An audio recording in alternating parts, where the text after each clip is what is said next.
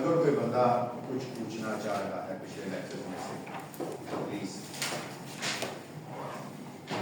पिछले एक लेक्चर या एक से ज़्यादा लेक्चर में से अगर कोई बंदा कोई सवाल करना चाहता है तो प्लीज करें।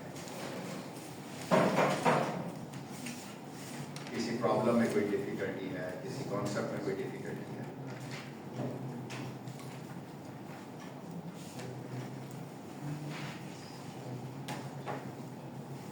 और चल हाँ कोई है सर प्रॉब्लम थी यार और उसको कुछ रिवीजन मिली थी कि हमारा कोऑर्डिनेट सिस्टम किस तरह से है प्लान पे, मतलब पहले प्रॉब्लम्स थे 0 पॉइंट लेते थे ना रेफरेंस पॉइंट, तो जो पेंडुलम वाला एग्जांपल किया उस पर भी हमने एक पेंडुलम को अलग से किया और तो किया, तो मुझे थोड़ा सा कंफ्यूज हो रहा था कि उसमें कोऑर्डिनेट सिस्टम किस तरह से बनता है। प्रॉब्लम बताएंगे तो बता जो क्लास में किया था ना जिसमें व्हील था जो टर्न कर रहा था उसके ऊपर एक पॉइंट पे पेंडुलम अटैच था। जी बिल्कुल आपकी अपनी चॉइस है कि आप अपना ऑरिजिन पोटेंशियल एनर्जी एज पर potential energy is concern potential क्योंकि डिफरेंस मेजर होती है potential energy change actually absolute potential energy कोई चीज नहीं होती with reference to something very होती है, तो रेफरेंस आपकी अपनी चॉइस है।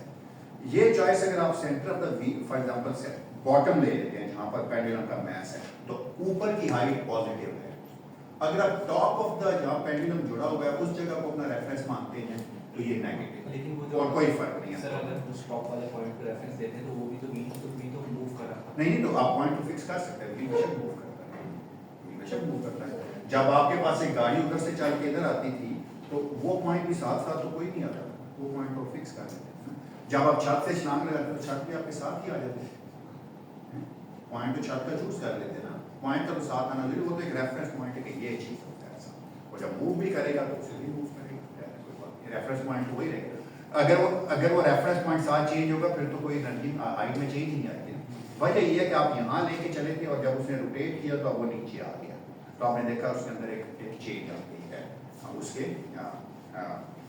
उसके रेफरेंस पॉइंट से वो मूव कर गया है downward at some other point, और आपने वो मेजर कर दिया और पोटेंशियल एनर्जी की मेन काम जो था वो पोटेंशियल एनर्जी वो कोई सवाल जी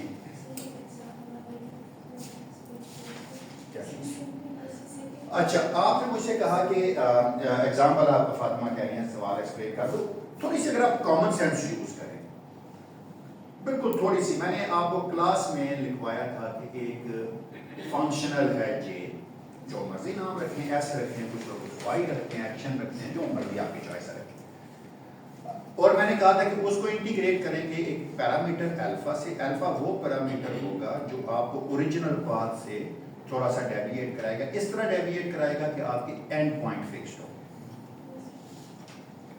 ये उस सूरत में था जब फंक्शन था वो सिर्फ और सिर्फ y का और y prime, first derivative of y का। तो अगर आपके पास फर्स्ट डेरिवेटिव ऑफ y है तो आपको सिर्फ एक कंडीशन चाहिए, एट x1 अगर स्टार्टिंग पॉइंट है, x2 एंडिंग पॉइंट है, तो आपकी जो वेरिएशन है alpha time some function eta लिखा था आपने, for every value of alpha eta जो है वो वैनिश कर दिए x1 पे और x2 पे। अब मैंने आपको कह दिया फंक्शन ना सिर्फ y और y प्राइम का, ना सिर्फ y और dy by dx का फंक्शन है, बल्कि d2y by dx स्क्वायर्ड का भी फंक्शन है। तो बिल्कुल वही काम करना था, तो आपको एक कंडीशन एक्स्ट्रा चाहिए होगी। वो कंडीशन एक्स्ट्रा क्या थी? अब आपको एक बाउंड्री कंडीशन और चाहिए होगी जो डेरिवेटिव ऑफ ईटा को भी वैनिश कराएगी, eta prime at x1 at eta prime at x2 equal to 0। थोड़ा सा कॉमन सेंस यूज कीजिए इक्वेशन लिखने में। आपको याद है ऑयलर्स इक्वेशन क्या थी?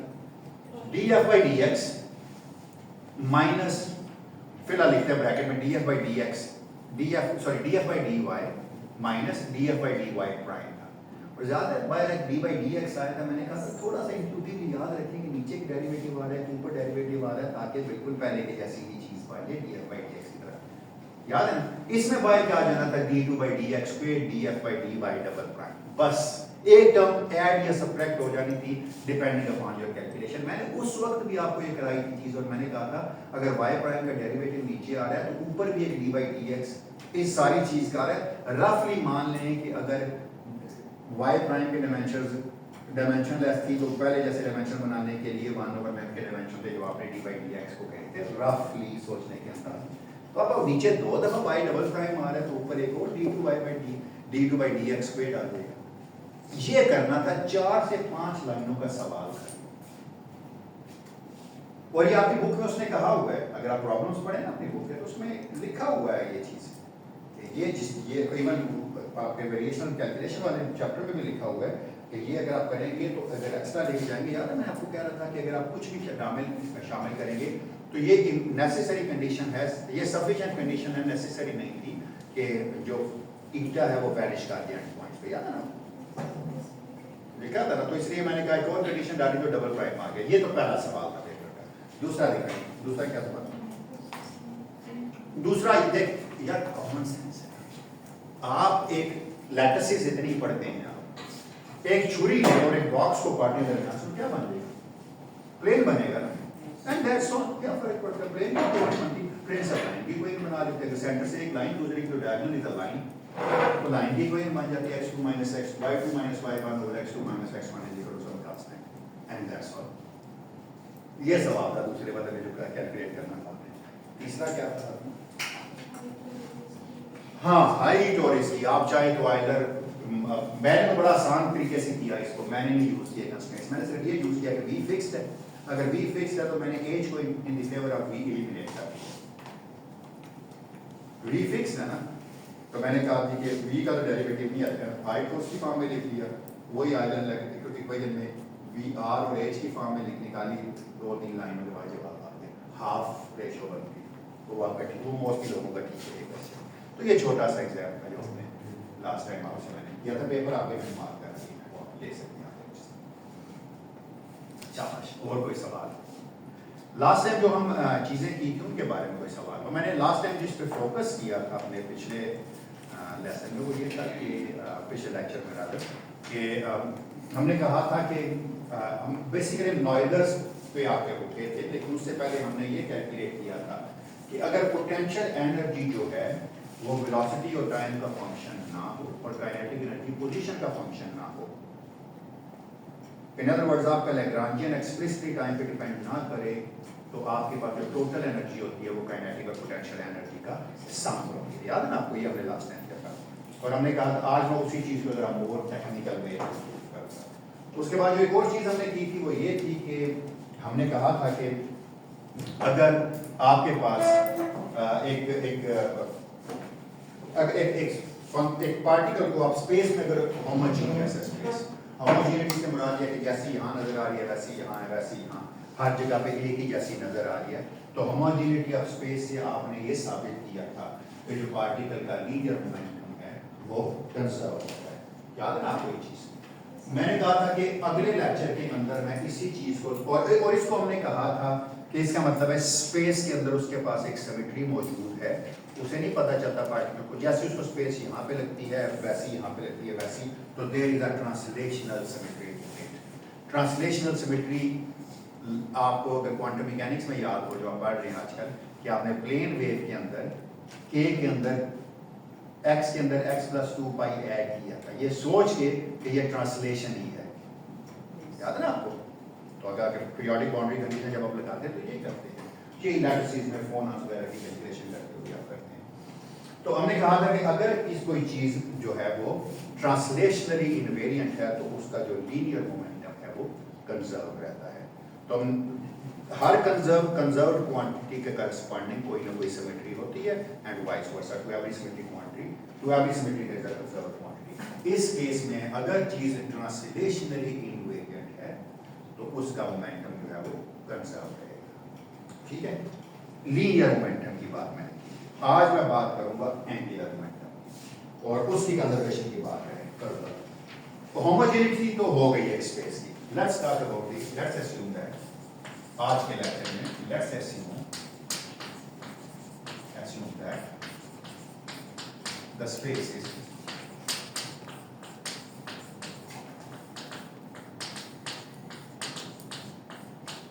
आइसोट्रोपिक।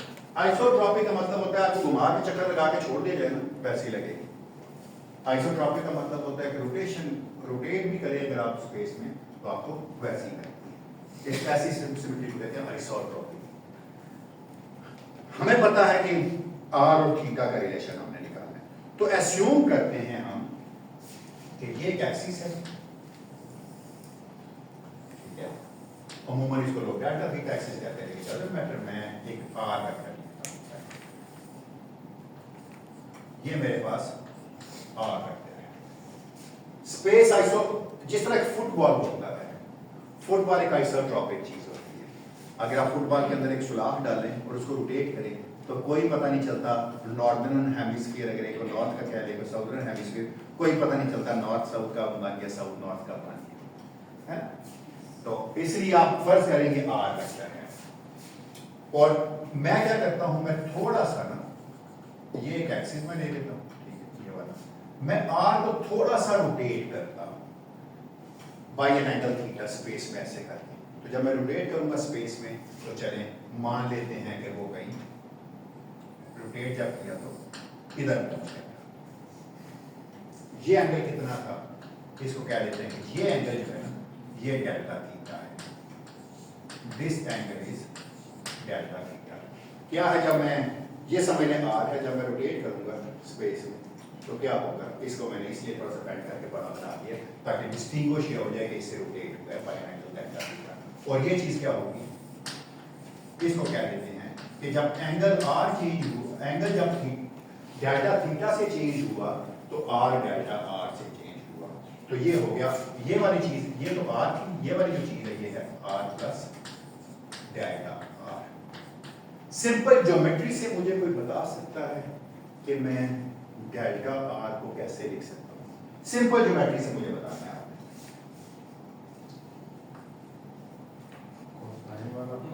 नहीं, कोई जरूरत नहीं, कोई जरूरत नहीं, सिंपल क्रॉस प्रोडक्ट अगर आप डेल्टा थीटा मल्टीप्लाई आर। हाँ, अच्छा, इसकी वर्टिकल अगर ये आर होता, मैं फिलहाल डेल्टा थीटा की डायरेक्शन में बनाना चाहता हूं, अगर ये आर होता, ये डेल्टा थीटा होता, अगर मैं डेल्टा थीटा से आर की तरफ रोटेट करता, डेल्टा थीटा से आर की ए क्रॉस बी किसके इक्वल होता है, कोई थर्ड वेक्टर आता है। तो अगर मैं रोटेट करूंगा इसको डेल्टा थीटा से आर की तरफ, तो ये देखिए किधर चल जाएगा, वाई की तरफ निकल जाएगा, ये वाला। तो delta r in my case by from simple geometry is, ये delta r vector is equal to delta theta cross r. अगर आप इस एक्सिस को मान लेते हैं ना कि ये डेल्टा थीटा एक्सिस है तो मसले ही ना रहता आपके पास कोई। ये इस तरफ डेल्टा थीटा बढ़ रहा है, इस तरफ डेल्टा आर बढ़ रहा है, जब दोनों का क्रॉस प्रोडक्ट लेंगे तो ये किसी प्लेन में चला जाएगा। Simple is that. अच्छा, अगर आर इस तरह चेंज हो रहा है, आर एक पैरामीटर है, आप में से मुझे तो बता सकता है वेलोसिटी कैसे चेंज होगी। अगर मैं डेरिवेटिव लूं इसका, डेल्टा आर डॉट कैसे चेंज होगा, कौन बताएगा? ना ना ना, यही गलती है। This is equal to delta theta cross r dot. क्यों? जिस तरह एक पैरामीटर रोटेशन में चेंज होता है, बाकी पैरामीटर भी उसी तरह रोटेशन में चेंज होंगे। ये ग्राफ मैंने आर के लिए बनाया ना, अगर यही वेलोसिटी के लिए बना लेता मैं, अगर वेलोसिटी के लिए भी ये बनाता तो आर की जगह आर डॉट आ जाता, यहाँ पर r dot plus delta r dot आ जाता, जहाँ पर डेल्टा आर डॉट आता, एंगल टू डेल्टा थीटा रहता। तो ये अमूमन हम गलती करते हैं कि डेल्टा थीटा वक्त के साथ नहीं बदलेगा, वो फिक्स हो चुका है जब आपने डेल्टा आर कैलकुलेट किया। For every fix delta theta you have calculated delta R and the velocity. ये इंपॉर्टेंट कॉन्सेप्ट था। अमूमन हम ये कर देते हैं कि डेल्टा थीटा नहीं भाई, थीटा डेल्टा थीटा कोई चेंज नहीं हो रहा, फिक्स हो चुका है। यहाँ पर आपने रोटेट किया, जहां पहुंच गया फिक्स कर दिया, उस जगह पे आर को देख, डेल्टा आर को देखा, आपने देखा उस पर वेलोसिटी कितनी होगी। ऐसा नहीं मैंने कहा कि डेल्टा थीटा वक्त के साथ चेंज हो रहा है, नहीं, कोई वक्त के साथ नहीं बदल रहा, फिक्स डेल्टा थीटा के ऊपर आपने कैलकुलेशन की है। अच्छा, चलो लैग्रांजियन किसके इक्वल होता है आपको याद है? अगर मैं लैग्रांजियन को लिखूं तो क्या कैसे लिख सकता हूं? चेंज इन एट को फर्क। अच्छा, ये सारी की सारी कैलकुलेशन ये बात याद रखिएगा, एक इंपॉर्टेंट चीज है कि डेल्टा थीटा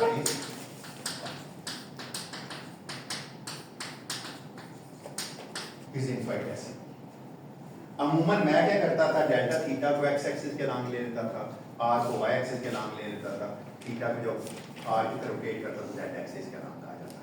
तो वो पढ़ने में आसान था, लेकिन यहाँ एक्स और वाई में बनाना मुश्किल था, बोर्ड पे आपकी तरफ बनाना मेरे लिए थोड़ा ज्यादा आसान। चलो डेल्टा थीटा इनफाइनेटेसिमल है, ये सारी की सारी कैलकुलेशन बहुत छोटी चेंजेस की है, बड़ी चेंज ले रहे तो सब कुछ पता जाता है, फिर ये small change iso homogeneity isotropy की जो भी कैलकुलेशन करते हैं ये हमेशा इनफाइनेटेसिमल चेंजेस के लिए होता है। अच्छा, आपको याद है लैग्रांजियन किसका फंक्शन, अगर मैं रेक्टेंगुलर कोऑर्डिनेट्स की मैं बात करूं तो लैग्रांजियन फंक्शन है xi का, xi डॉट का, और टाइम का भी फंक्शन होता था, लेकिन चले कुछ देर के लिए मान लेते हैं कि टाइम का फंक्शन हो तो एक्स्ट्रा टर्म आ जाती है, अदरवाइज xi डॉट, और हम अमूमन अगर आपको याद हो तो हम यहाँ पर ब्रैकेट में डाल के t लिख देते थे कि t में डायरेक्ट डिपेंडेंस नहीं है xi और xi डॉट की वजह से। कोई आप में से मुझे बताएगा डेल्टा l क्या होगा, स्मॉल चेंज इन l या डेल्टा रोटेशन में क्या होगा? This is partial l over partial xi delta xi, और जब भी कोई रिपीटेड इंडेक्स होता है तो समेशन है ना, plus partial l over partial xi dot delta xi dot. यहाँ तक किसी का कोई क्वेश्चन अगर प्लीज पूछें, अगर किसी का कोई सवाल है।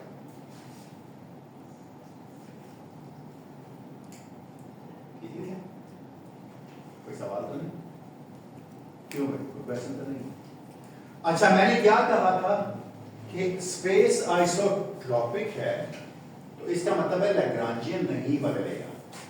आप थोड़ा सा सिस्टम को रोटेट भी कर देते हैं, आर को थोड़ा सा रोटेट भी कर देते हैं, तो सिस्टम का लैग्रांजियन चेंज नहीं होता।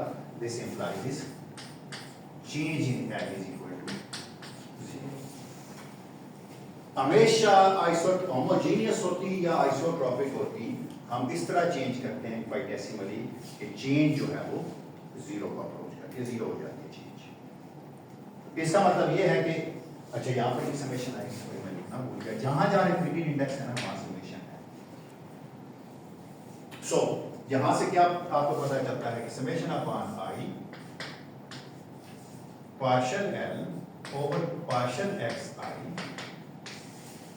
Delta xi plus summation upon I partial l over partial xi dot delta xi dot equal to 0।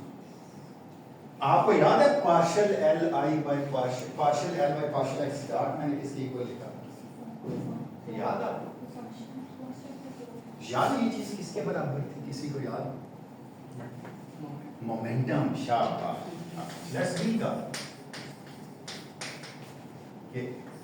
Partial l over, अगर ये रेक्टेंगुलर कोऑर्डिनेट्स थे तो ये लीनियर मोमेंटम था, अदरवाइज अगर ये जनरलाइज कोऑर्डिनेट होते तो जनरलाइज मोमेंटम होता। थोड़ी देर बाद इसकी बात करें। अगर ये चीज हो तो आइलर लैग्रांज इक्वेशन क्या कहती है आपको? आइलर लैग्रांज इक्वेशन आपको ये कहती है कि partial l over partial x minus d by dt partial l over, अगर xi के लिए लिखते तो xi dot is equal to 0, लेकिन ये तो आप कह चुके हैं मोमेंटम के बराबर है। इसका मतलब ये है कि जो पहली टर्म है वो फोर्स बन जाती है P। तो ये बात याद रखिएगा, ऐसे सिस्टम जिनमें kinetic energy function of velocity हो और potential energy function of position हो, उसमें फर्स्ट टर्म फोर्स होती है और ये काइनेटिक एनर्जी या मोमेंटम देती है आपको pi। ये pi देती है आपको dl by dxi डॉट, और ये फोर्स को करेस्पॉन्ड करती है। ये देखिए pi डॉट आ गया, यहाँ pi आ गया। अच्छा, इसको यहाँ रखते चलिए, तो क्या आंसर आ गया? Summation upon i pi dot into delta xi plus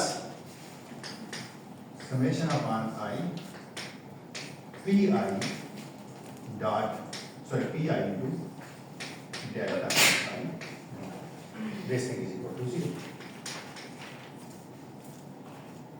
अभी भी ठीक किया मैंने, सोच में पड़ गया। दरम्यान में तुम खो जाते हो कहीं और सोचते रहते हो, तुम्हारी आंखें भी लगी, फिर थोड़ी देर बाद वापस आ जाती हो। अच्छा, अब आपको पता है कि इंडिसेस से आप वेक्टर की रोटेशन में भी जा सकते हैं। तो इसको आप ऐसे भी लिख सकते हैं, ये इतनी ठीक है जितना ये लिखा हुआ है p dot vector cross sorry p dot vector dot delta r vector plus p vector dot delta r dot vector. क्योंकि डेल्टा r खोलेंगे अगर तो डेल्टा r को आप लिख सकते थे ना delta x I runs from 1 to 3 हमारी स्पेस में, क्योंकि ये लिखा हुआ है अगर I 1 से 3 तक होता तो p1 डेल्टा x यानी px delta x plus py delta y plus pz delta z, इसको भी खोले तो वही जवाब आता है। अच्छा, अब डेल्टा r किसके बराबर है आपको पता है ना? अच्छा चले p dot vector dot delta r किसके बराबर है? Delta theta cross r। ठीक लिखा मैंने? प्लीज अगला बताइए plus p vector dot delta theta cross. अच्छा, अब आपको पता है डॉट और क्रॉस आप साइक्लिक ऑर्डर में चेंज कर सकते हैं, कोई इशू कोई प्रॉब्लम नहीं है। आप इसको उठा के रैंक पे भी ले आते हैं, डॉट और क्रॉस को चेंज कर सकते हैं, इसमें कोई प्रॉब्लम नहीं। तो कैसे लिखूंगा इसको फिर आप पहले टर्म को साइक्लिक ऑर्डर में आपने पढ़ा होगा ये चीज कभी जिंदगी में कभी है ना? तो इसको मैं ऐसे लिख सकता हूँ कि this is equal to delta theta dot r cross उठा के चल ले जाऊँ डॉट और क्रॉस को चेंज कर सकता हूँ, ऐसे साइक्लिक ऑर्डर में चेंज हो plus delta theta dot r dot cross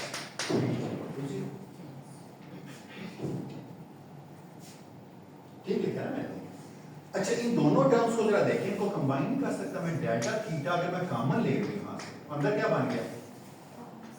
r cross p dot vector plus r dot cross p vector.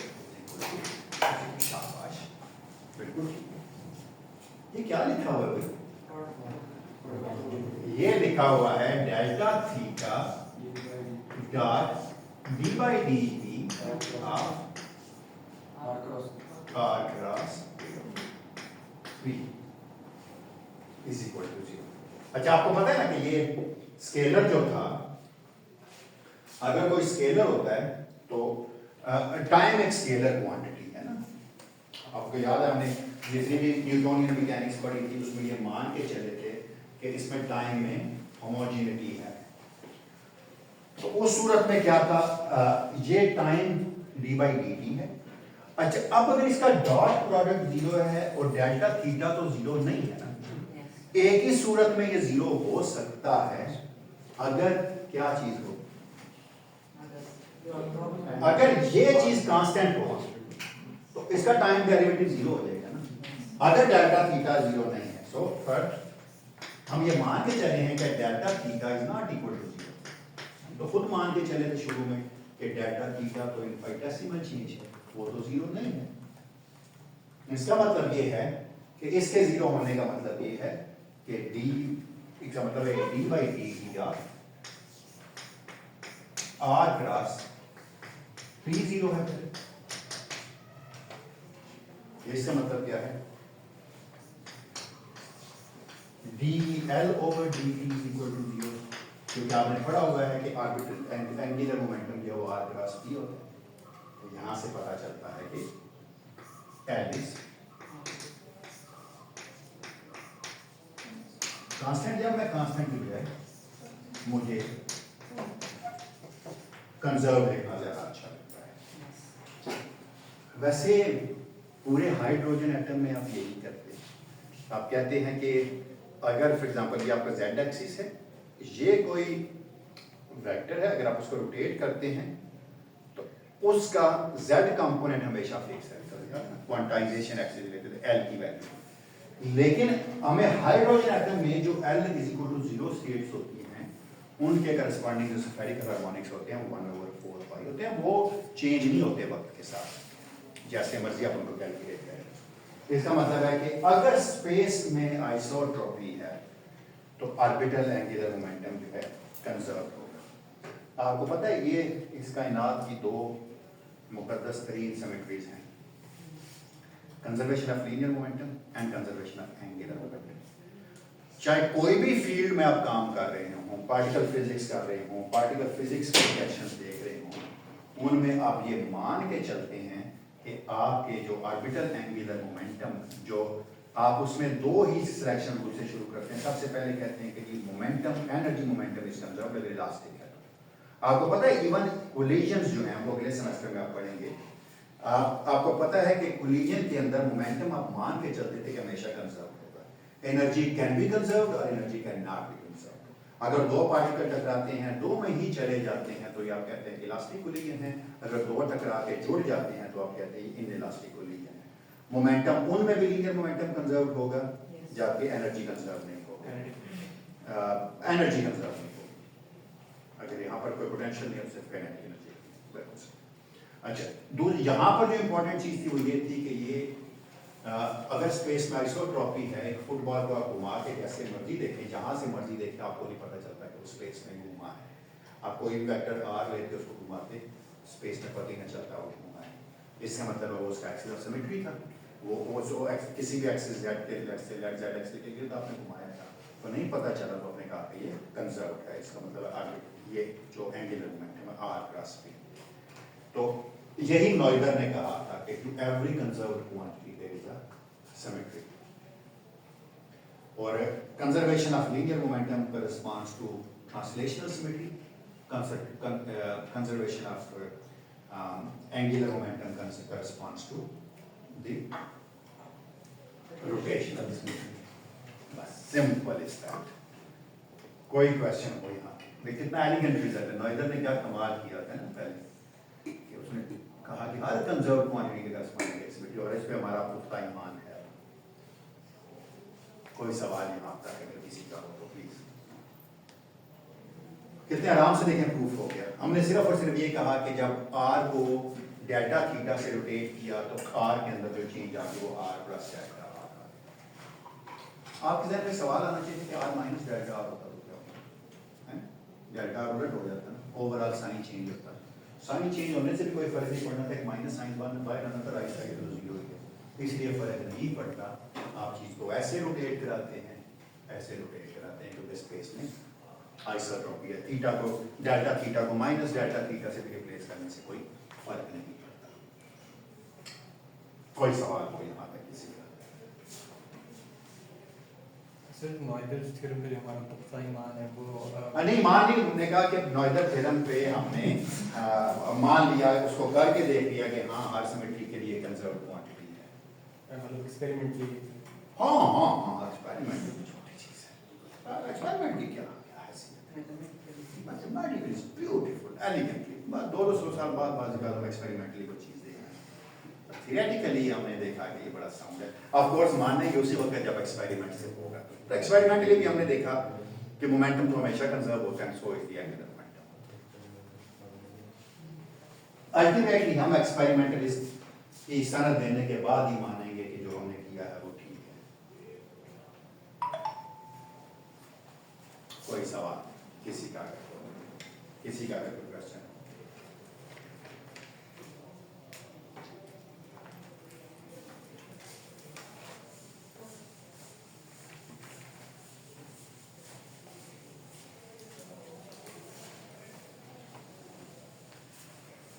यार पूछ लिया करो सवाल पूछने में कौन सा पैसे लगते हैं?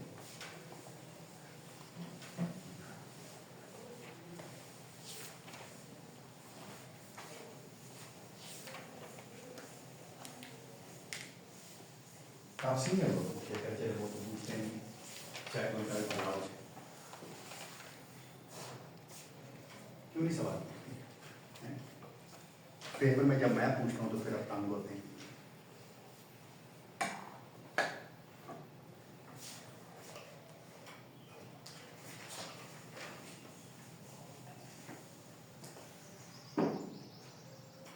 चल जो एंगुलर मोमेंटम की कंजर्वेशन है इसकी बहुत application, astrophysics, particle physics, classical mechanics, बहुत ज़्यादा एप्लीकेशन, बेबार एप्लीकेशन है इसकी। वो फिर आप जो कोर्सेज पढ़ते जाएंगे आप इनकी एप्लीकेशंस को देखते जाएंगे। जी पहले कैपलर लॉज हम करके देखेंगे, बिल्कुल तभी तो मैं आस्ता आस्ता उसका लाना चाह रहा हूँ कैपलर लॉज की तरफ लोगों को। एक और चीज़ थी जो इम्पोर्टेंट है जो मैं आज करना चाह रहा हूँ, उसकी एक एग्जाम्पल मैं करूँगा, एक आप करेंगे। एक एग्जाम्पल मैं बहुत डिटेल से करूँगा ताकि आपको पता चल जाए कि उसको अप्लाई कैसे करना है। थोड़ी देर के लिए दोबारा रिवाइज कराता हूँ मैं आपको याद है अगर हम एक सिस्टम कंसिडर करें, लेट्स कंसिडर सिस्टम। अच्छा आपको नजर आ रहा है, लाइट जरा कम हो गई। A system in which the potential energy U is a function of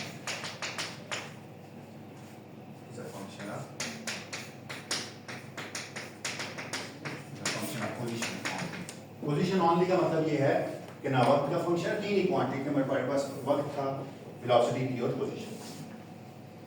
तो हमने कहा पोजीशन का फंक्शन रेक्टेंगुलर कोऑर्डिनेट्स पर फिलहाल मैं बात करता हूं। सो इन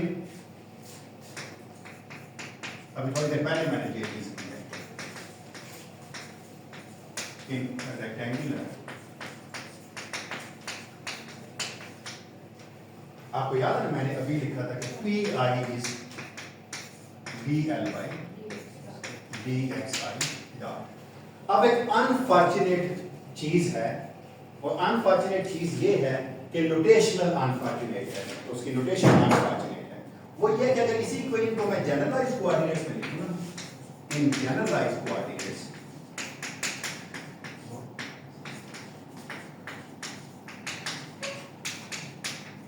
जनरलाइज्ड कोऑर्डिनेट्स में पोजीशन के corresponding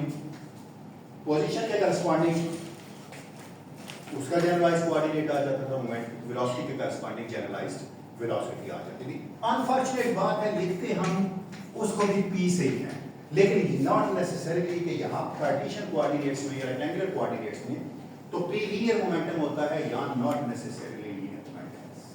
so that is why we call it as a generalized momentum. तो जनरलाइज्ड मोमेंटम की डेफिनेशन क्या है? Generalized momentum is the derivative of partial derivative of Lagrangian with respect to generalized velocity। ठीक है, यहां तक किसी का कोई सवाल? अब मैं आपको एक चीज बताने लगा हूं जो हम करेंगे थोड़ी देर में। आपको मैंने थोड़ी देर पहले लिखवाया था यहां से कि अगर आप इसका डॉट लेते हैं, आइदर लैग्रांज इक्वेशन पुट करते हैं, तो ये चीज बन जाती है। याद रखना है ना आपको कि dl/dxi is force for a conservative system और dl/dxi dot is a momentum for a conservative system। तो इसके बाद एक इसमें potential energy is a function of position and kinetic energy is a function of velocity। तो बिल्कुल इसी के करस्पॉन्डिंग में अगर pj डॉट लिखें तो वो किसके इक्वल होगा? Partial l by partial qj। कुछ याद नहीं? नहीं, आइदर लेंथ लगा में माइनस साइन हो गया तो दूसरी तरफ चली जाएगी, कोई माइनस साइन नहीं। लैग्रांज लिखा है यहाँ तक अगर किसी का कोई सवाल, अगर आपको याद हो तो लास्ट लेक्चर में मैंने एक चीज आपको बताई थी।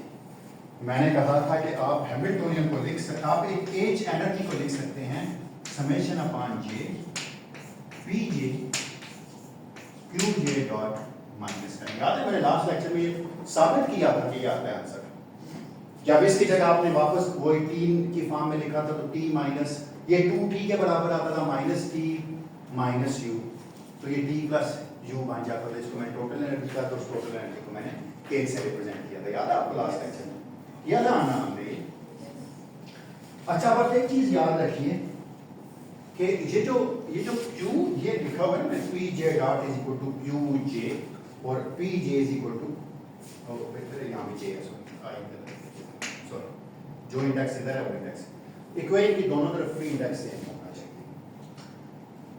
ये बात आप याद रखिएगा कि जो क्यू जे डॉट है ना वो किसका फंक्शन, अगर इस इक्वेशन से देखें तो, अगर इस इक्वेशन से देखें तो आपको नहीं लगता कि क्यू जे डॉट है वो फंक्शन है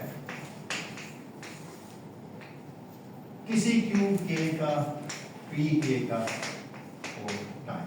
क्यों? देख लें बेशक, अगर नाइवी लैंग्वेज में आते तो लैग्रांजियन किसका फंक्शन था? क्यू जे डॉट और टाइम का। जब करेंगे डिफरेंशिएट तो क्यू जे डॉट वाली चीज़ पे किसकी फंक्शन आएगी? पी जे का, क्यू जे का और टाइम का। तो ये एक इंपॉर्टेंट चीज़ है कि generalize coordinate of generalize momentum, generalize velocity is a function of generalize momentum. यानी आप वेलोसिटी को in the favour of linear generalize momentum लिख सकते हैं, एलिमिनेट कर सकते हैं उसको। तो इसका मतलब है अब आपके पास दो नोटेशंस आ गई हैं।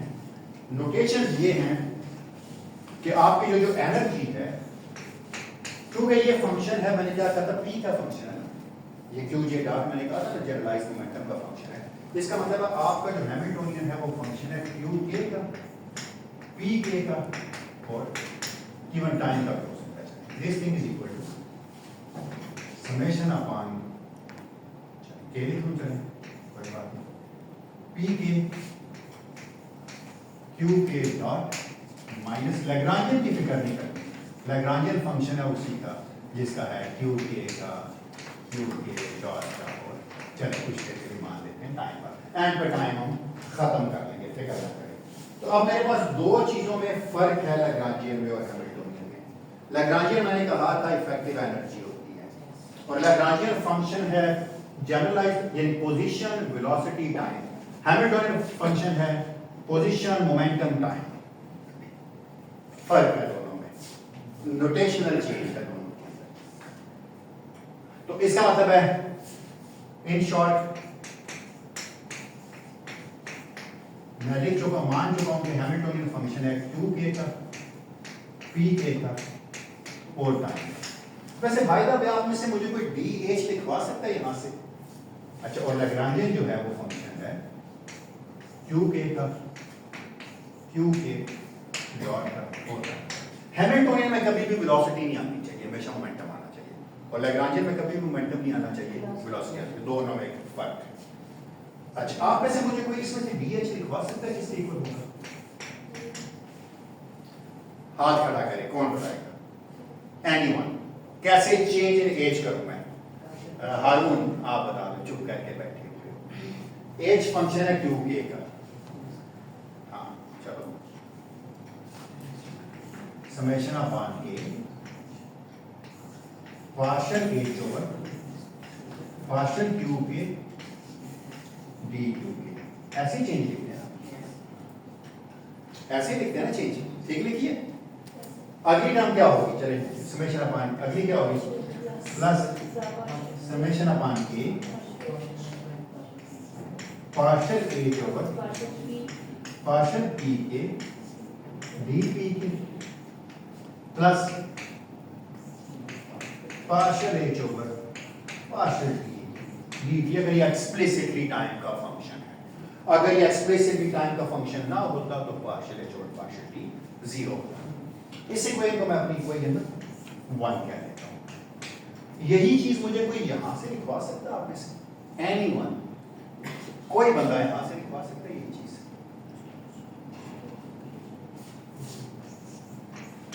डीएच इस इक्वेशन से कौन लिख पाएगा? चलिए, ये बहुत आसान है। समेशन अपॉन के पी के पहले उसी तरह डी क्यू के डॉट प्लस समेशन अपॉन के डी पी के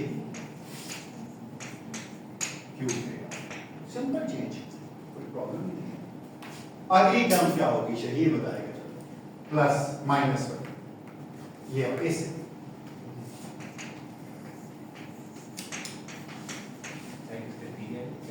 हाँ पार्शियल है, शार्प पार्शियल क्यू के डी क्यू, बिल्कुल ठीक है, बिल्कुल सही। माइनस समेशन अपॉन के पार्शियल और प्लस आ जाएगा, माइनस का मतलब ठीक है, पार्शियल बाय पार्शियल क्यू के डॉट डी क्यू के डॉट। ये क्या चार अगली plus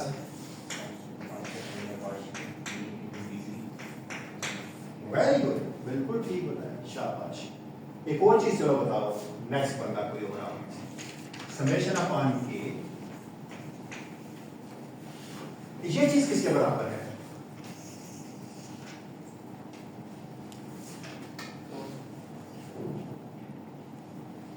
partial L by partial Q के कहीं ना कहीं लिखा होगा पी के डॉट। आप कह रहे हैं ये चीज है पी के डॉट, और ये चीज किसके बराबर है? पी के बराबर है। तो जरा चीजों को साफ कर लें, क्या बनता है आप देखें जरा। सो द आंसर इज, इस तरह करते हैं, डी क्यू के डॉट वाले टर्म्स को इकट्ठा कर लेते हैं और डी पी के डॉट वाले टर्म्स को इकट्ठा कर लेते हैं। तो पार्ट डी एच किसके इक्वल आ गया? समेशन अपॉन के। तो क्या लिखूं पहले मैं? डी चले पी के, ये टर्म आ गई, डी क्यू के डॉट वाली टर्म है, ये प्लस है ये माइनस है, माइनस पी के इंटू, ठीक किया ना मैंने? इस टर्म और इस टर्म को इकट्ठा लिख दिया, माइनस साइन इसलिए कि बाई माइनस है, वो भी कर देते हैं, प्लस समेशन अपॉन के। अब डी पी के वाली टर्म इकट्ठी कर लेते हैं, क्यू के dot plus P k dot minus, इनसे जुर्माना ले लें क्लास के साथ, माइनस पी के डॉट और डी पी के माइनस पार्शियल है तो पार्शियल, ठीक है? ये तो काट दिया, इस इक्वेशन को 2 करते हैं। अच्छा, अगर आप इक्वेशन 1 और 2 को कंपेयर करें तो आपको क्या लग रहा है? किस किस के करस्पॉन्डिंग कौन सी टर्म है? डी क्यू के करस्पॉन्डिंग देखें क्या है? डी क्यू के करस्पॉन्डिंग कुछ है आपके पास? कुछ नहीं है, कुछ गलत किया आपने, कुछ गलत किया, कुछ गलत किया।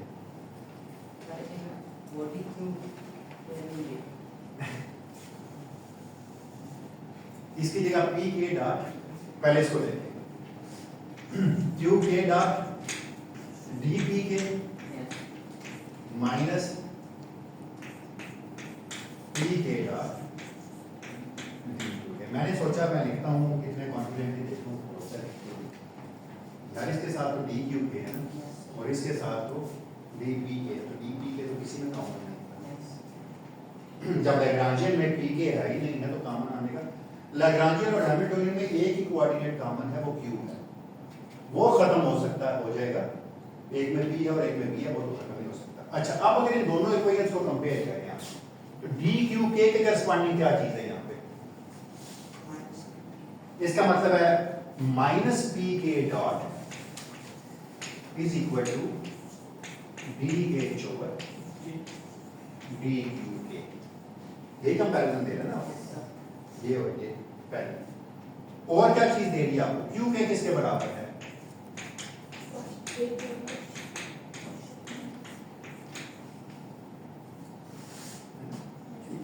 तीसरी चीज देखेंगे आप, d h partial h over partial t is equal to minus partial H.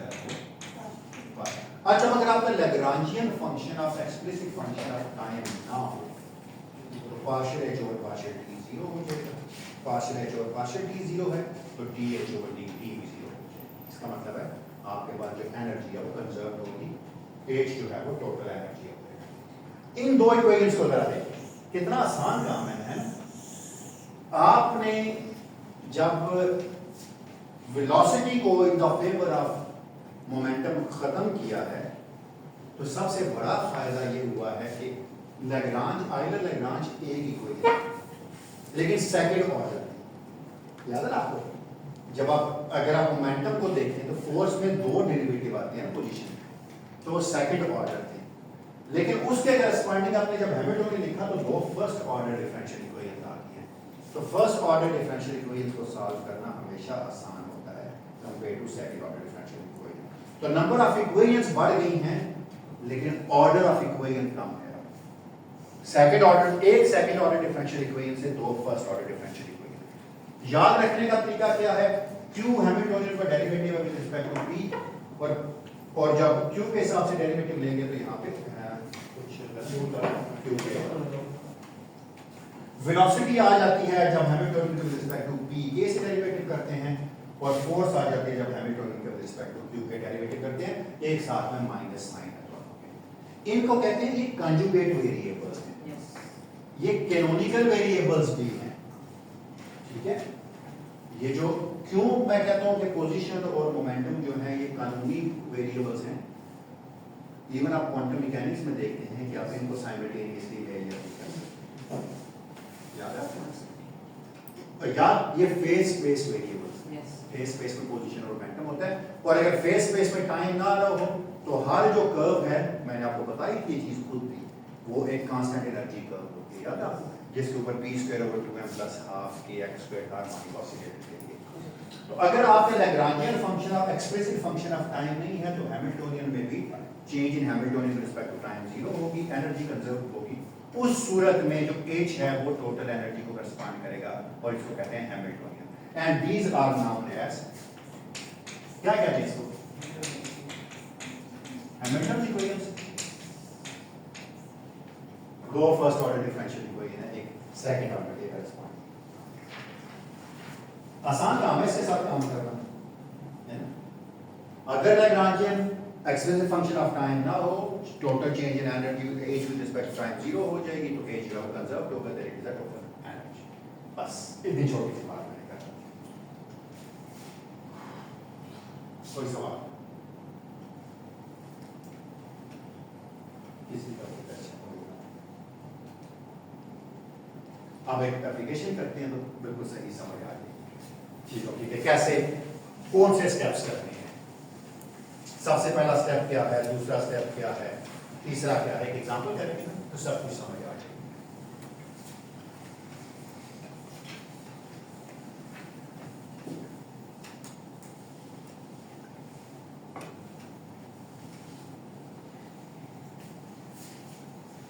चलो मिटा देते हैं, दोबारा लिखेंगे।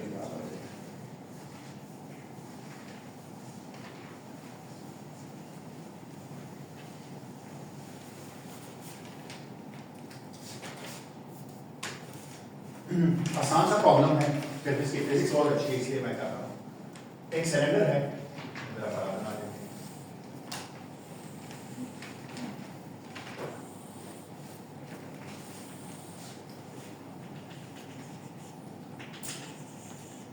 एक ही जगह सिलेंडर है, फिक्स रेडियस का, ठीक है। चलो यहाँ से ये एक्स एक्सिस कह लेते हैं, ये वाई एक्सिस कह लेते हैं, सेंटर से जो गुजर रहा है ये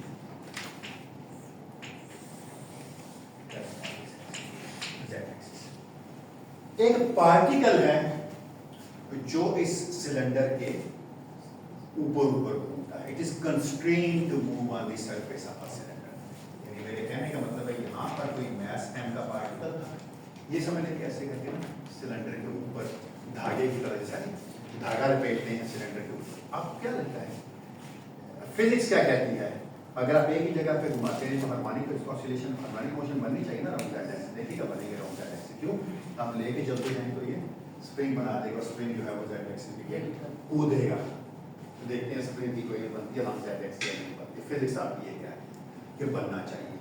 तो चलो करके देखते हैं, ठीक है। मैंने कहा कि आर, ये पार्टिकल जब घूमेगा तो ये जाहिर बात है कि आर चेंज होगा, आर चेंज होगा तो एंगल थीटा भी चेंज होगा, ऐसे होगा। जो भी आपका अपना नाम है, जो रखना चाहते हैं आप अपनी चॉइस पे रखते हैं। थीटा रखते हैं, फाई रखते हैं। सिलेंडर है तो मैं यूजुअली थीटा रखता हूँ, सफियर होता तो मैं कहता फाई, लेकिन आपकी अपनी चॉइस है। अगर आप चाहते हैं कि मैं फाई रखूँ तो फाई भी रख सकता हूँ। कंसेप्चुअली क्लियर होना चाहिए। वो कहता है फोर्स जो इस पार्टिकल के ऊपर लग रही है ना, वो ये है कि जो फोर्स है वो है माइनस के टाइम्स आर वेक्टर। एक फोर्स लग रही है जो इसको घुमा रही है, ठीक है। माइनस साइन शो कर रहा है रिस्टोरिंग अलोंग एक्स, एक्स होती तो अलोंग एक्स होती, वाई होती तो अलोंग वाई, जेड होती तो अलोंग जेड, लेकिन इसके बाद सारे कंपोनेंट्स आपके पास फोर्स दी हुई है, सबसे पहले आपने क्या करना है, पोटेंशियल निकालना है ना। फोर्स किसके बराबर होता है, फोर्स किसके बराबर होती है, माइनस ग्रेडियंट ऑफ यू, है ना। तो यू निकालने के लिए क्या करना पड़ेगा, मुझे पता है अगर मैं ये एक ही चीज का फंक्शन मुझे लग रही है, अगर ये आर स्क्वायर होती तो उसका with respect to d by d r derivative करता तो आर आ जाता। इसका मतलब है यू की फॉर्म जो है वो है 1/2 k आर स्क्वायर, बस सिंपल इज दैट। या किसके इक्वल आ गई है 1/2 k आर स्क्वायर किसके बराबर होती है, x square plus y square, x square plus y square को रेडियस बना लेते हैं, ठीक है। तो ये आ गया r square plus z square, ठीक है ना, दो ही बात है, r square plus z square ही मान जाएगा ना, क्योंकि एक सर्कल है, सर्कल को जेड एक्सिस के कितना उठा रहे हैं ऐसे करके सिलेंडर बन जाता है। और चलें, और आर फिक्स है, ये बात याद रखिएगा, आर इज फिक्स। अच्छा, अगली चीज आपने क्या करनी है, काइनेटिक एनर्जी लिखनी है। काइनेटिक एनर्जी क्या होगी, कौन बताए, what is the kinetic energy, half m। अब आपको वेलोसिटी पता है सिलेंड्रिकल कोऑर्डिनेट्स में क्या होती है, r डॉट स्क्वायर, मैंने बताई हो आपको इतनी दफा लिखी, r square theta dot square plus z dot, यही होता है, यही होती है ना। r डॉट का स्क्वायर किसके बराबर है, अगर r फिक्स है तो r डॉट का स्क्वायर 0 हो गया, तो ये तो 0 हो गया, r तो उसके साथ नहीं बदलेगा, तो जवाब क्या आ गया। अच्छा, लैग्रांजियन क्या आ जाएगा फिर आपके पास, सबसे पहला काम देखते हैं लैग्रांजियन, पहला step 1/2 m r square theta dot square minus plus z dot square minus half a r square plus z square, है ना। सबसे पहले तो आपको p थीटा निकालना है, वो कैसे निकालते हैं,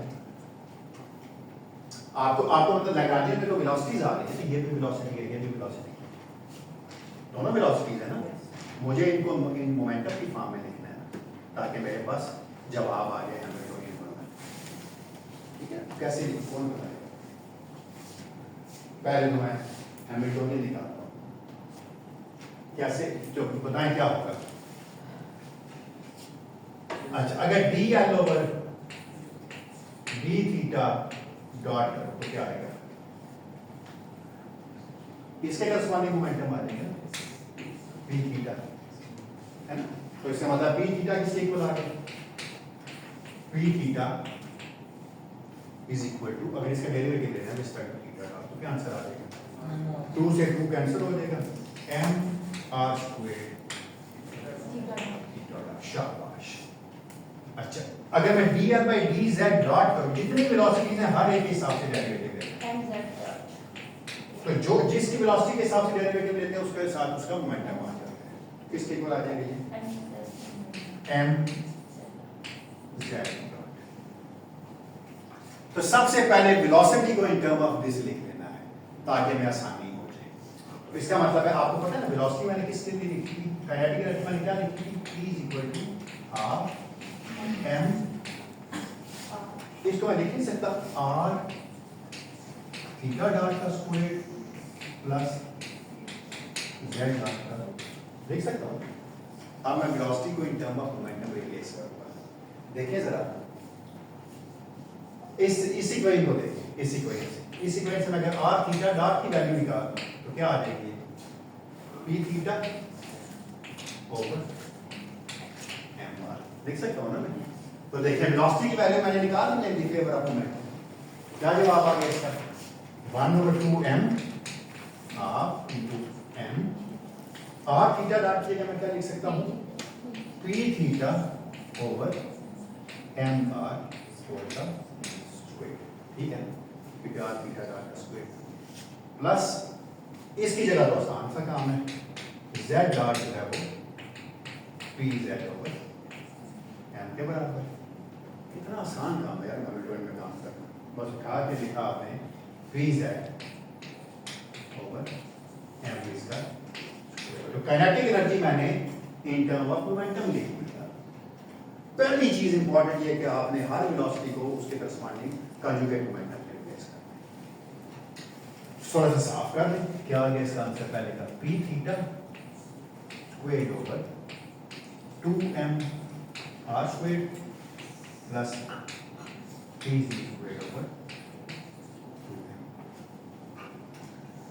बस जवाब आ गया। तो अब तो हैमिल्टोनियन टाइम का फंक्शन तो है नहीं है, इसका मतलब है जो हैमिल्टोनियन आ जाएगा वो होगा t प्लस u है जो के बराबर है p theta squared over 2m r squared plus p z squared over 2m plus अब काइनेटिक एनर्जी पोटेंशियल को ऐड होनी है half a r square plus z square. अच्छा इसमें थीटा है, याद है मैंने कहा था कि लैग्रांजियन में उसके करस्पॉन्डिंग वेलोसिटी आए लेकिन कोऑर्डिनेट ना आए तो उसको साइक्लिक कोऑर्डिनेट कहते थे या इग्नोरेबल कोऑर्डिनेट उसका नाम है। उसके करस्पॉन्डिंग जो मोमेंटम है वो कंजर्व्ड होता है। अब देखिएगा यहां पर so there is no theta, no theta. This implies theta is a अच्छा ऐसा होता है कि अगर लैग्रांजियन में कोई साइक्लिक कोऑर्डिनेट हो ना तो हैमिल्टोनियन में भी होता है। इस साइक्लिक कोऑर्डिनेट कुछ बुक्स में इसको कहा जाता है दिस इज इग्नोरेबल कोऑर्डिनेट। ठीक है, तो अब क्या होगा आंसर? अच्छा अब आपने क्या करना है, हैमिल्टन इक्वेशन लिखनी है। कितनी होगी अब आपके पास? हर मोमेंटम के हर कोऑर्डिनेट के करस्पॉन्डिंग दो होंगी, z के करस्पॉन्डिंग भी दो होंगी और थीटा के करस्पॉन्डिंग भी दो होंगी।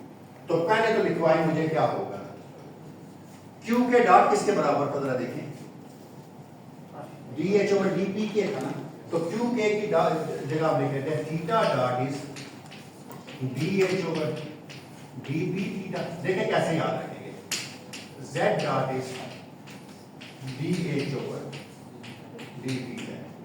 मजे की बात है जब ये यहां आता है ना उठा के डॉट, जो p थीटा डॉट आता है ना वो इसके साथ एक माइनस साइन दे देता है। इसको उठा के इधर ले जाए, इसको उठा के रफली याद रख लेंगे और एक माइनस साइन देगा और यहां पर क्या आ जाएगा p that dot is minus partial. तो चलिए निकालने आप व्हाट इज थीटा डॉट है। So theta dot is dh over dp थीटा। क्या आंसर आ जाएगा इसका? p theta over m r squared. तो इसका आंसर आ गया p theta over m r squared. तो this implies p theta is m r squared theta dot. ये क्या चीज है? क्या चीज है?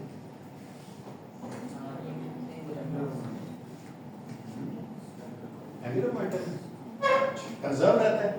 देख ले बेशक थीटा डॉट निकालना, p थीटा निकालिए, p थीटा डॉट निकालते हैं। p थीटा डॉट क्या है? Minus dh over d theta. h में थीटा है, जीरो है ना, so this implies p theta is conserve. बिल्कुल फिजिक्स में यही कहती है, अगर आप इस सिलेंडर को घुमाएंगे तो उसका एंगुलर मोमेंटम तो कंजर्व होगा। m r square theta dot is an angular momentum m v r cos करने के v अगर r ओमेगा होता m r square omega omega इस थीटा डॉट। बिल्कुल ठीक है। z के करस्पॉन्डिंग जरा निकाल के दिखाएं आप निकाल के दिखाएंगे जरा मुझे क्या आती है आपकी इक्वेशंस।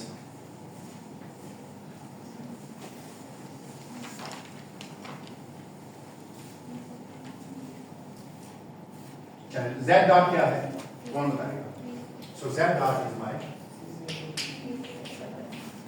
pz ओवर m और pz डॉट किसके बराबर है?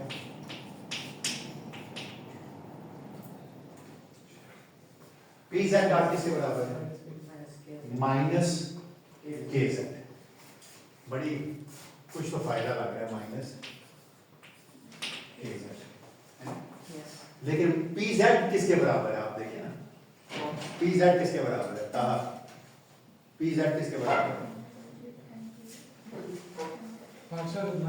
नहीं वो तो निकाल चुका हूं मैं। PZ किसके बराबर है? PZ है ना MZ डॉट, तो ये आ गया d by dt या MZ dot minus PZ, math तो फिक्स है तो इसका मतलब है Z double dot is minus K over M into Z। ये कौन सी मोशन है? मैं यही कहा बैठते जाए, पीरियोडिक मोशन है ना, R चेंज करेंगे, नया धागा Z तो कांस्टेंट रहेगा, लेकिन उसके अलावा उसकी ये पीरियोडिक मोशन है, सिंपल हार्मोनिक मोशन है। जो फिजिक्स का क्लेम था वो बिल्कुल जस्टिफाइड है, कोई प्रॉब्लम नहीं है फिजिक्स से।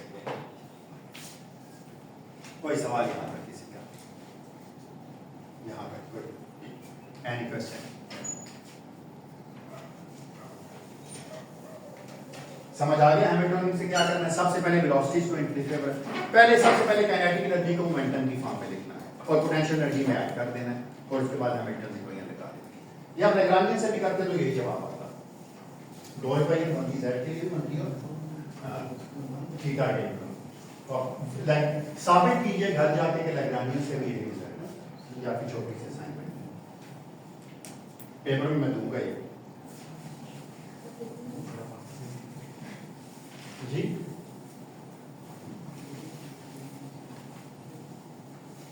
शायद हाँ यही चीज लैग्रांजियन से प्रूफ करनी है बिल्कुल। Z के अलोंग जो है वो spherical harmonic simple harmonic motion है, और एंगुलर मोमेंटम जो वो कंजर्व है अराउंड दैट एक्सिस। दोनों चीजें साबित करनी है। किसी का कोई क्वेश्चन अगर कोई यहाँ पर तो पूछ लें आप लोग, अभी भी टाइम है।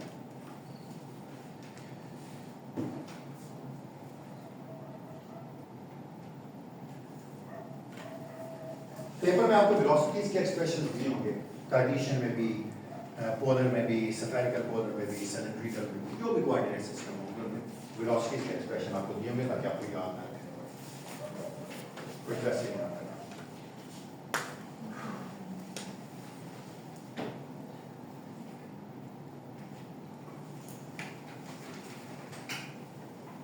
सवाल नहीं पूछते आप ऐसे, जिस तरह मोर दे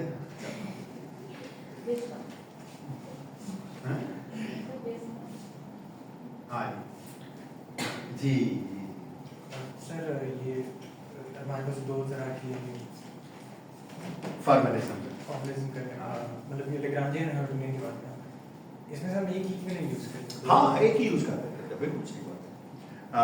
आपको कोई पाबंदी नहीं आप कौन सी यूज करते हैं, लेकिन मसला ये है जब आप क्वांटम मैकेनिकली चीज़ों को करते हैं ना, तो क्वांटम मैकेनिकली जो कानूनी वेरिएबल्स हैं ना, दो तरीके हैं क्वांटम मैकेनिक्स को भी करने के। एक तरीका हुआ जो कैनोनिकल तरीका है, कैनोनिकल में आप हैमिल्टनियन यूज करते हैं, क्योंकि हैमिल्टनियन में जो दो कानूनी वेरिएबल है वो पोजीशन और मोमेंटम। एक और तरीका जिसे कहते हैं पाथ इंटीग्रल। तो जब जब आप एक्शन की बात करते हैं तो आप लैग्रांजियन की बात करते हैं, तो लैग्रांजियन भी यूज होता है क्वांटम मैकेनिक्स में और हैमिल्टनियन भी यूज होता है, लेकिन मोस्ट वाइडली जो हम यूज करते हैं अंडर ग्रेजुएट क्वांटम मैकेनिक्स में वो स्टैंडर्ड क्वांटाइजेशन टेक्निक है जिसमें पोजीशन मोमेंटम और हैमिल्टनियन यूज करते हैं, because Hamiltonian is the total energy of the system if h is not a function, if Lagrangian is not a function of time, explicit या Hamiltonian is not an explicit function of time. अगर वो ना भी हो तो कोई बात नहीं, dh by dt वाली टर्म आ जाती है, कुछ ना कुछ जो जाया हो रही है चीज वो dh by dt से कंपेंसेट हो सकती है। ठीक है, तो दोनों में से आप पूरी की पूरी क्वांटम मैकेनिक्स आप देखिएगा जो आप पढ़ रहे होंगे उसमें सिर्फ हैमिल्टनियन लिखते हैं। h psi is equal to e psi शुरू करिए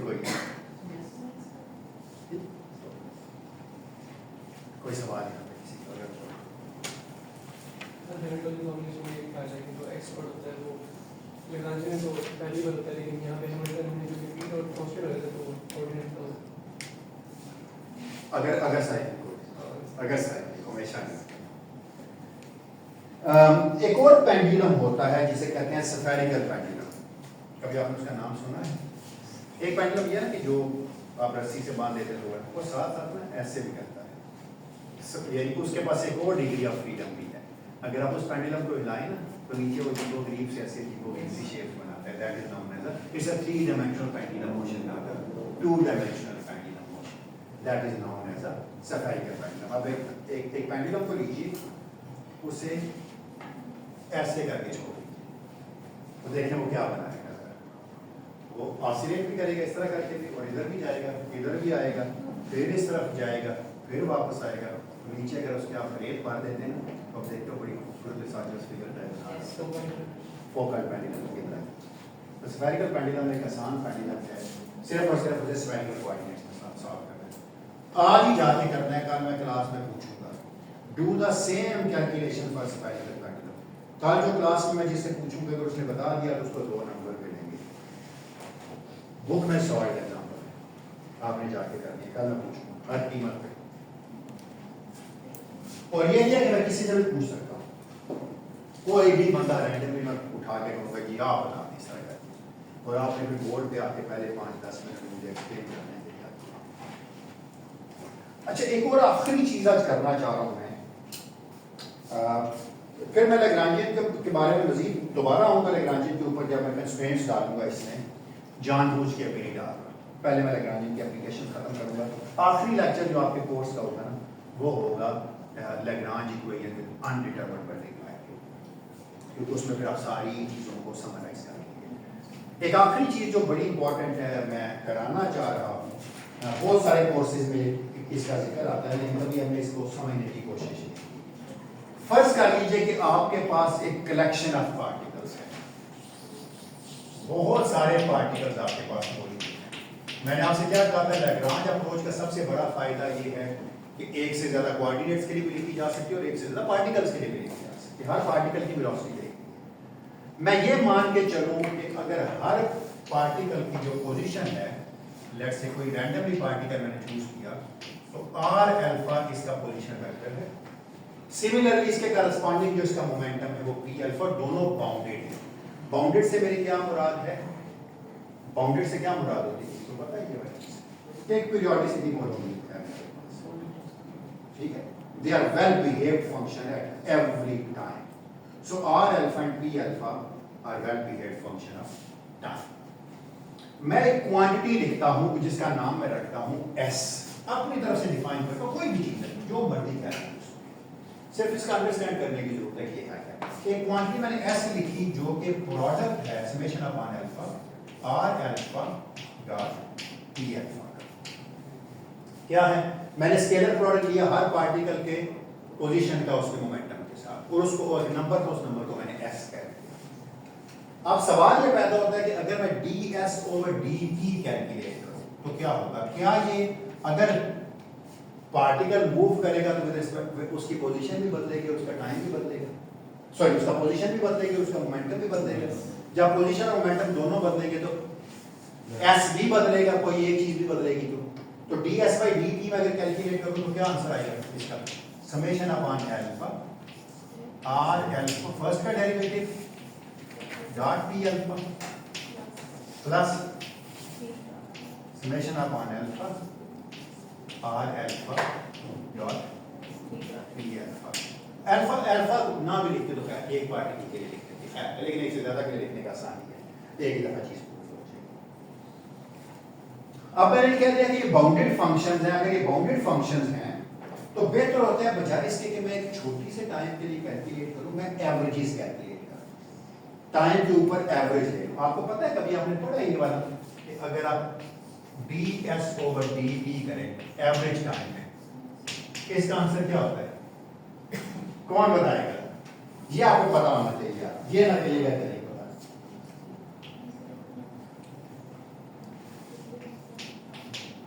अगर टाउ टोटल टाइम होता जो 0 से लेकर t तक जाता, 0 से लेकर टाउ तक, ds over dt into dt। Average ऐसे ही निकाली थी यार, साइन हाफ ओमेगा t की निकाली तो ओवर टाइम से डिवाइड भी किया था। एवरेज ऐसे ही निकालते हैं टोटल से डिवाइड करके।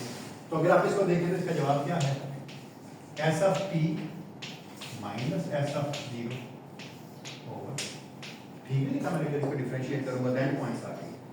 अच्छा, अब यहां पर स्लाइटली डिबेटेबल चीज है। एक तो ये है कि ये पीरियोडिक फंक्शन है। अगर ये पीरियोडिक फंक्शन है तो किसी भी टाइम पीरियड t के ऊपर वो वही वैल्यू होगी जो s = 0 के ऊपर है। क्यों? पीरियड के बाद s वही पहुंच जाएगा ना पूरा, अगर ये periodic अगर ये पीरियोडिक हो। मैं क्योंकि बाउंडेड है, बाउंडेड है तो पीरियोडिक।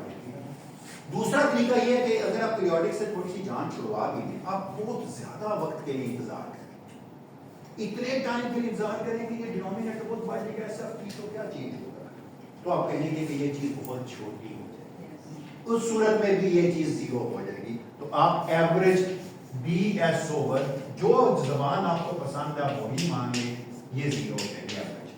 कि एवरेज बिहेवियर पार्टिकल्स का घूम फिर के कहीं भी आ जाए, ds/dt 0 ही हो जाएगा। इसकी एवरेज रिजल्ट, क्योंकि वेक्टर्स थे तो वेक्टर्स में आप अगर घूम फिर के कहीं भी आ जाएंगे, अपनी बहुत ज्यादा वक्त के लिए इंतजार करेंगे तो वापस आया होगा। लेकिन बेहतर यह कि पीरियोडिक मान ले, ताकि s of t tau is same as s of 0, तो ये 0 होगा। उसमें ये अप्रोच टू 0 करेगा, एग्जैक्टली 0 नहीं होगा। लेकिन बेहतर मैं पीरियोडिक फंक्शंस की बात करूं, ये दोनों सेम है, ये दोनों सेम है, तो जवाब 0 है। अच्छा, अब अगर ये 0 है तो इसका मतलब क्या है? summation upon alpha into r alpha dot into p alpha plus summation upon alpha r alpha dot p alpha dot is equal to 0। ठीक है, क्या लिख सकते हैं आप इसलिए? summation upon alpha r alpha dot p alpha, average है तो याद आ रहा था भी एवरेज दे सकते हैं, ये क्योंकि दरम्यान में plus sign, this thing is equal to, इसको उठा के दूसरी तरफ ले लिया, minus summation upon alpha r alpha dot p alpha। आपने एक बड़ी खूबसूरत चीज निकाल ली, अगर आप देखें तो ट्रस्ट मी, आपने एक बड़ी ही खूबसूरत चीज निकाली है। ये क्या चीज है? मोमेंटम क्या होता है? ये काइनेटिक एनर्जी की तरह की ही चीज है, क्योंकि मोमेंटम होता है mr डॉट, mr डॉट होता है ना, लेकिन हाफ का फैक्टर नहीं है। इसका मतलब अगर मैं 2 से ज़रब दे दूं और 2 से तकसीम कर दूं तो काइनेटिक एनर्जी बन जाती है ना, क्योंकि वेलोसिटी जो है वो मोमेंटम के लिए क्या वैल्यू देती है? p/m। तो ये p²/m है, अगर p²/2m होता तो काइनेटिक एनर्जी होती। तो इसका मतलब है ये 2 टाइम्स एवरेज काइनेटिक एनर्जी है ना। This thing is equal to minus summation upon alpha r alpha dot, अच्छा p अल्फा डॉट क्या है? फोर्स है ना, तो r डॉट f, ये बात हाँ डॉट f आपको पता है क्या होता है? हाँ वर्क होता है। चलो ठीक है। अच्छा f का आपको पता है क्या होता है?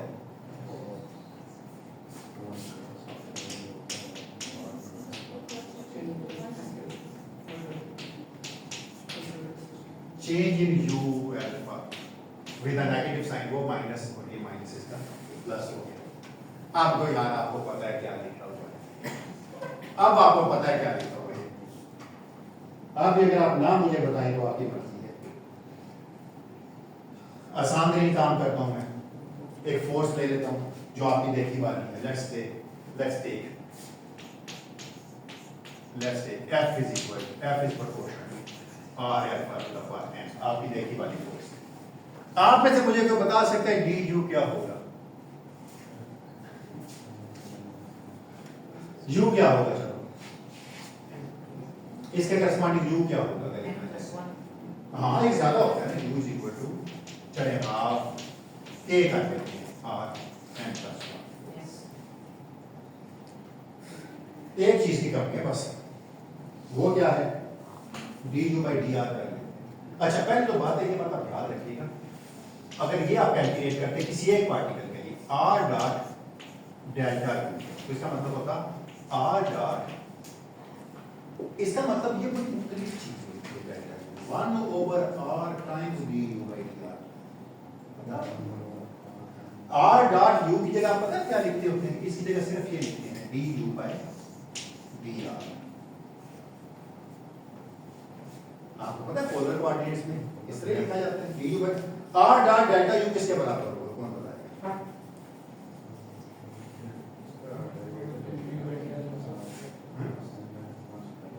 ग्रेडियंट के साथ आर वेक्टर पुट करते हैं। आर का डॉट कर देंगे। तो लिखवाने मुझे जरा क्या आ जाएगा इसका आंसर? Sorry. अच्छा छोड़े और थोड़ा सा काम है, जल्दी से काम किया छोड़े। अगर ये फोर्स होती, एक छोटी सी चीज आप करके देख लें, ग्रेडियंट ऑफ यू कैलकुलेट करें तो आप साबित कर दें किसका आंसर ये आता है इस वाली चीज का एवरेज ऑफ टी। ये छोटी सी असाइनमेंट मैं आपको दे रहा हूँ, this equal to n+1/2 into average of. कुछ भी नहीं करना यार, डेल्टा यू करना है, फोर्स दी हुई है, उसका आर के साथ प्रोडक्ट लेंगे तो आराम से डेल्टा यू आपको दिया, फोर्स ग्रेडियंट ऑफ फोर्स दी हुई आपको आर के साथ है, बस यू की फॉर्म में लिखना है। n+1 आ जाएगा, ये बस नीचे उतरेगा, n+1 की आर एन आ जाएगा, एक आर वाई भी है, तब तो ये कर देंगे r times d u by d r है, d u by d r करेंगे तो आ जाएगा 1/2 n+1 के आर एन, एक बार वाला आ रहा है तो वापस उसको n+1 बना देगा। ये बड़ा ही देखा वाला कोई लग रही है आपको। इसको पता है क्या कहते हैं? ये जो चीज राइट हैंड साइड पे होती है जिसको आपने वर्क वगैरह कुछ भी कहा मुझे, this is known as a wave, that is one way power या फोर्स की बात। तो relating the kinetic energy with this quantity with the virial is known as a virial theorem। और ये virial theorem का ही consequence है कि you can write kinetic energy, average kinetic energy in terms of the potential energy along with some constant, which is known as a virial theorem। तो जिस quantity से आपने शुरू किया ये वही क्वांटिटीज की मैं बताते रहूंगा कि यहाँ से जनरल एनर्जी फॉर्मेशन। हाँ virial से यूज शुरू हुआ था ना, क्लासियस ने प्रपोज किया था। हाँ ये मुझे भी पता है। हाँ ये virial से था, ये this is a virial, virial is a force, is a power। ये क्लासियस का पेपर है, बहुत 1979 का। So this is known as the famous virial theorem। अच्छा इसके अगर आप सेंट्रल फोर्स के लिए पता है ना आपको 1/r² टाइप फोर्स होगा। So for 1/r² type forces n की वैल्यू क्या है? -2 है। देखिए जरा क्या आ जाता है, n की जगह आप -2 डालेंगे तो क्या जवाब आएगा? -1। तो 2 times the kinetic energy is equal to minus potential energy की एक्सपेक्टेशन है सेंट्रल फोर्सेस के। अगर आप कोई भी फोर्स ले लें, कोई भी फोर्स लें, देखिए वो n उसमें r⁴n के साथ वो किस तरह बिहेव करती है। अगर n की वैल्यू 3 होती तो average kinetic energy is equal to the potential energy. आप सोचते होंगे कि इसकी एप्लीकेशन कहां पे है? मैनी बॉडी सिस्टम्स में। जब आप स्टैटिस्टिकल फिजिक्स करते हैं तो जब van der Waals equation state भी आप निकालना चाहते हैं, then you use this equation. और क्वांटम मैकेनिक्स भरी पड़ी है इस चीज। क्वांटम मैकेनिक्स में जब दिल करता है हमारा, हम उठा के वेरियल थ्योरम से काइनेटिक एनर्जी निकाल लेते हैं, बाकी देख लेते हैं फोर्स का बिहेवियर किस तरह, पोटेंशियल एनर्जी की कैलकुलेशन नहीं करके उठा के 2/n+1 दूसरी तरफ ले जाते हैं और कहते हैं कोई बात नहीं है, यहाँ से सारा कुछ निकाल सकते हैं, सिर्फ और सिर्फ फोर्स का बिहेवियर देखते हैं। आप समझ आ गए वेरियल थ्योरम क्या है? सो 2 times this kinetic energy, average kinetic energy is the, यहाँ मैं ये डालना भूल गया, average kinetic energy is the वेरियल। समझ आ गया अब आपको कैसे सेंटर पॉइंट बाउंडेड फंक्शन वाला ये वाला। और मैंने जान छुड़ा पीरियोडिक फंक्शन करना भी होते हैं, बहुत देर बाद दम फम निकल चुका होता है, बहुत ज्यादा सिस्टम को बहुत रिलैक्सेशन। तो मैं अब अप्लाई करूंगा वेरियल थ्योरम को अगले लेक्चर में।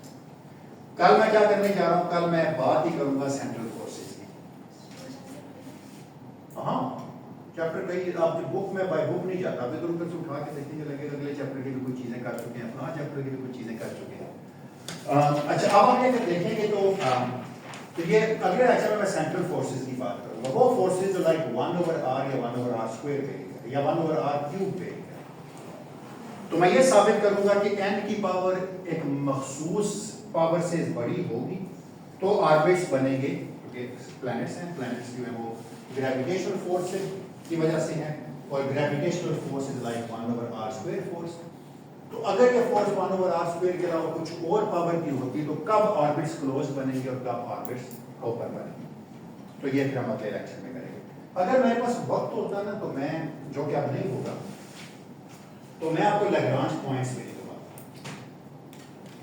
लैग्रांज पॉइंट्स वो पॉइंट होते हैं जो दूर किसी सैयारे के बाद और दरमियान में कहीं करके ऐसे ही होते हैं जिस तरह वहां कोई चीज छोड़ आए तो पड़ी रहेगी, उस पर लगने वाली फोर्सेस से साथ साथ घूमना रहता है। ऐसे पॉइंट्स कहते हैं लैग्रांज पॉइंट्स, और जेम्स वेब टेलीस्कोप भी एक लैग्रांज पॉइंट करती है। तो अगर उसकी कैलकुलेशन थोड़ी सी ट्रिकी है, अगर वक्त होता तो मैं जरूर कराता, लेकिन it is not a part of course programme मेरे पास वक्त है।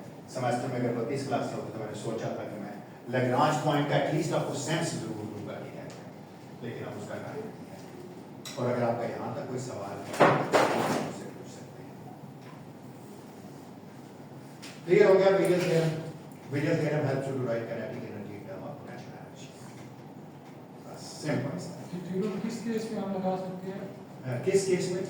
जब फंक्शन जो है वो बाउंडेड हो आर और पी पोजीशन में करके, अगर आपके पास कोई भी फोर्स नहीं हो, एक्चुअली प्रिंसिपल थ्योरम तो ये है आर डॉट है, किसी भी फोर्स के लिए आप लगा सकते, कोई भी फोर्स हो, एक से बाउंडेड हो। वो नहीं दे रहा सर, जो बताता है कि अगर आप पार्टिकल्स केमिकल में आपका वो ना हो चेंज नहीं होता तो इस ब्लॉक में घूमते हैं, उसी ब्लॉक वॉल्यूम में फिक्स रहता है। इसका उसके सिंपल लिंक है, उसका क्या नाम था जो आपने लगाना नहीं था?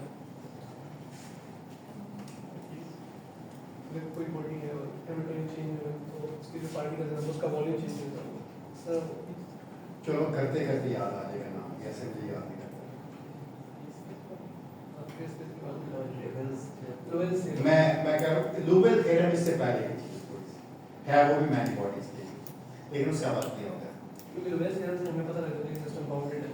लुबेल थ्योरम आपको एग्जैक्टली लुबेल थ्योरम ये कंडीशन आपको इस ये कंडीशन सिखाता है आपको कि सिस्टम बाउंडेड, वो मैंने स्किप किया है, वक्त नहीं है ना वक्त है ना इनका मिजाज है कि लुबेल थ्योरम के बाद फायदा कोई वो आप बोल सकते हैं। फिर मैं और बात करूँ, किसी का कोई सवाल है तो प्लीज